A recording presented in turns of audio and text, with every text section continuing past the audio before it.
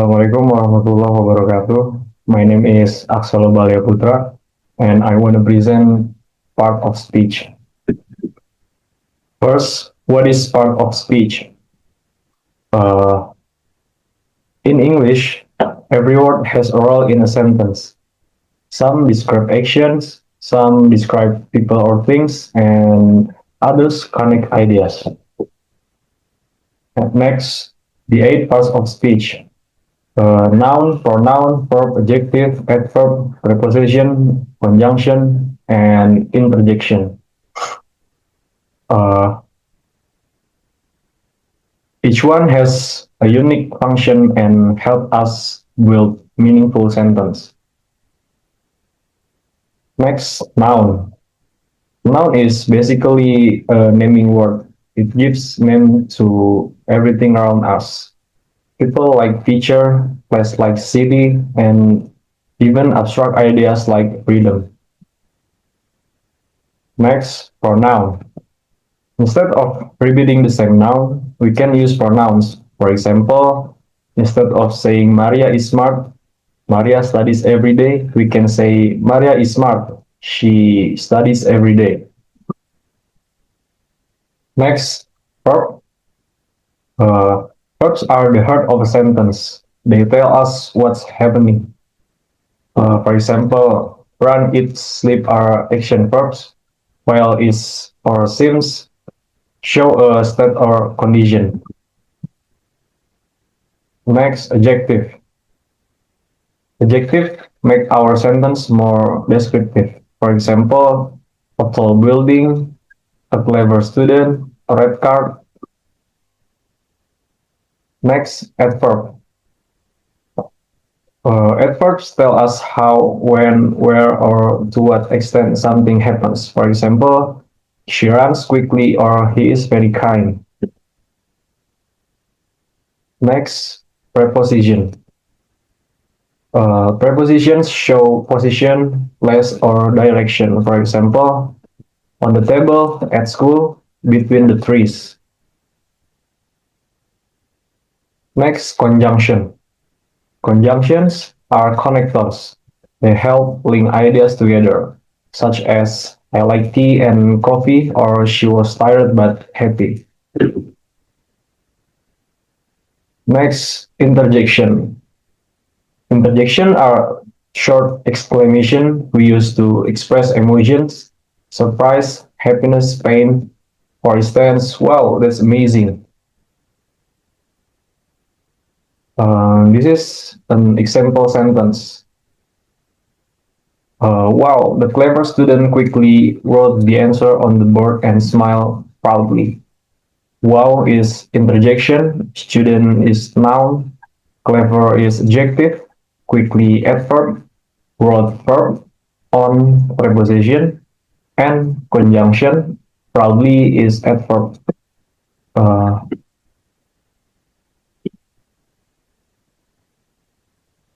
Next, summary. To summarize, mastering parts of speech is essential for strong grammar and effective communication. And then in part 2, I have a case study. Number 1, identify all morphemes in the sentence. Like, go, in, to crowd, at, place, as, but, my friend, like, as. Number 2, classify each as bound or free morpheme. Uh, I like go to crowd place, but my friend them is free morpheme. An, in, ed, or at, s is bound morpheme. Number 3, explain the role of fun and s. An is a prefix that changes the meaning of the base word like to its opposite, like in positive to become unlike negative. S is a suffix that shows in place it indicates more than one. In likes, it shows third person singular in the present tense. And then I have a theoretical support. They are from Katamba, Lieber, and Lieber.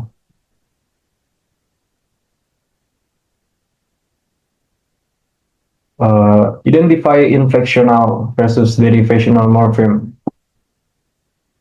In warfare, manage to become management. Derivational morpheme, man. Talk to talking. Inflectional morpheme, ing. Hop to hopeful. Derivational morpheme, full. Play to played. Inflectional morpheme, ed. Mature difference in meaning, grammatical function, and word class. Word class. Uh, manage the management. In meaning change, action to result. In grammatical function, verb to noun. Word class change, yes. Talk to talking. Meaning change, action, ongoing action. Grammatical function, verb to verb in progressive. Word class change, no. Hope to hopeful, meaning change, desire to quality. Grammatical function, verb to adjective. Word class change, yes. Play to played, meaning change, action, past action. Grammatical function, verb to verb in past. Word class change, no. Uh, this is to show the derivational sequence using tree structure. Management, played. Manage and man. Manage is verb. Man is affix. If we combine the both of that, it's become noun. Play, verb, add affix. If we combine to become noun. And I have a theoretical backing from Bauer and Katam.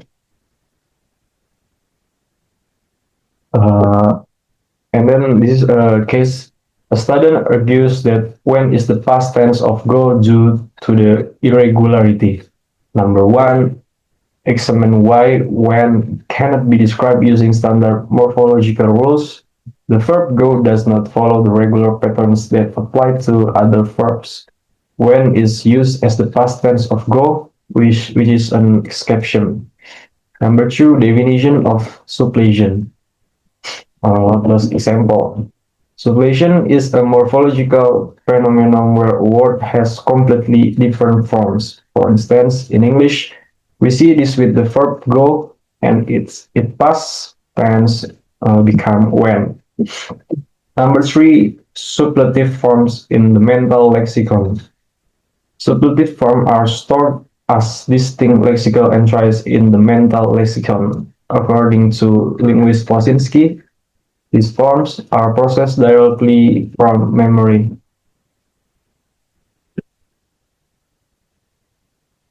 And next, word to analyze unbelievableness. Identify and classify each morpheme. Compound word greenhouse.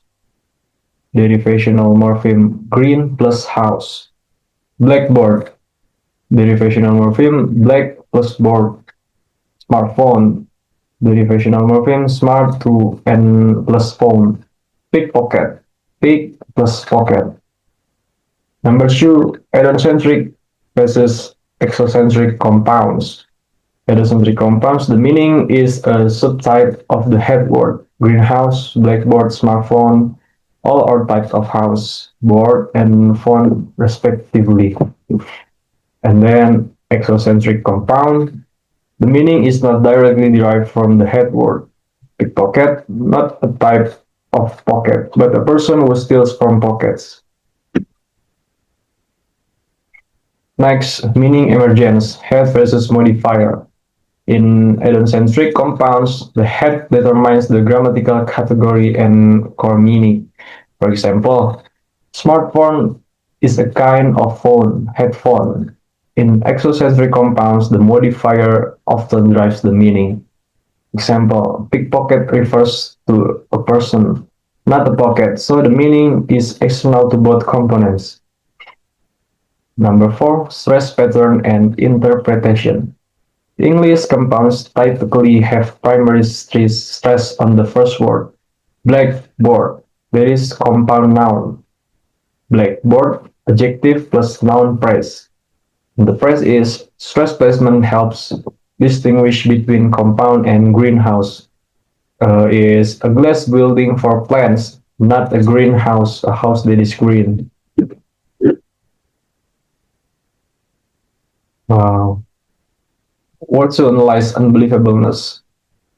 Identify and classify each morpheme.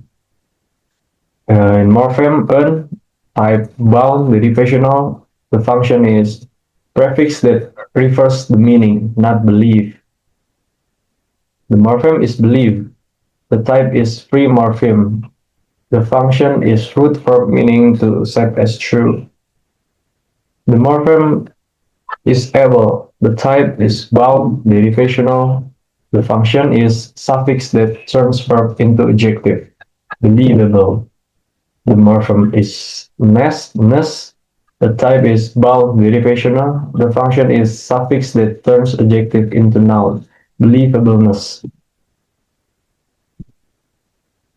And then this is a diagram of three of unbelievableness. Un is affix, believe is verb, able is affix. If we combine believable, verb and affix, this become adjective. If we combine unbelievable, so there is a adjective, and ness is affix. If we combine unbelievableness, there is so become a noun. Thank you so much for attention. Wassalamualaikum warahmatullahi wabarakatuh.